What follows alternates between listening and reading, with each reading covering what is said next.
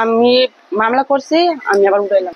মামলাটা করছিলাম তো ভালো লাগিয়া মানে জামাই না কর বাপে কইছে তোর যখন মান সমান গেছে গই কেতেম কেস কল ফাইতি না না কোনো কল ফাইতি না তুই আমার কে তুই প্রেশার দেন আমার আমি মামলা করছি, আমি আবার উঠাইলাম।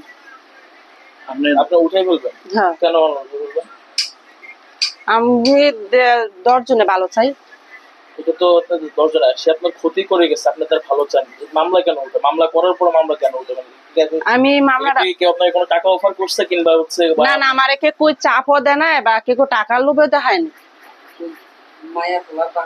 মায়ে ফুলার বাপে কইছে তোর যখন মান সমান গেছে গই কেতেম কেস কল ফাইতি না না কোনো কল ফাইতি না তুই এখন তো সারা বাংলাদেশের মানুষ আপনার পাশে আছে। পাশে তো আছে, ঠিক আছে মানছি। কেতেম বাইরে আমি 10 জনে ঘটনা সত্যি হতে অবশ্যই আপনি যদি বিচার চাওয়া উচিত। তাহলে কি মামলা করার সময় কেউ জোর জোর না? তাহলে আপনার মামলাটা কেন করলেন? মামলাটা তাহলে কেন করলেন? মামলাটা করছিলাম তো ভালো লাগিয়া মানে জামাই না কর মামলা করছেন জামাই সাথে জামাই আমার লগে রাগারাগি করে ইয়া করেন নাই। কথা হচ্ছে আমরা কেউ গ্রামের লোক বুঝতে পারি নাই বা আমার স্বামীর সাথে আমি বুঝতে পারি নাই। কেতাম স্বামী এইসব শুনে দেখে মানে আমার কাছে ফোন হয়ে যায় তো কেতাম আমাদের ছেলে মেয়ে আছে। ঘটনাটা তো আপনার বাবার বাড়িতে হয়েছে? বাবার বাড়ি।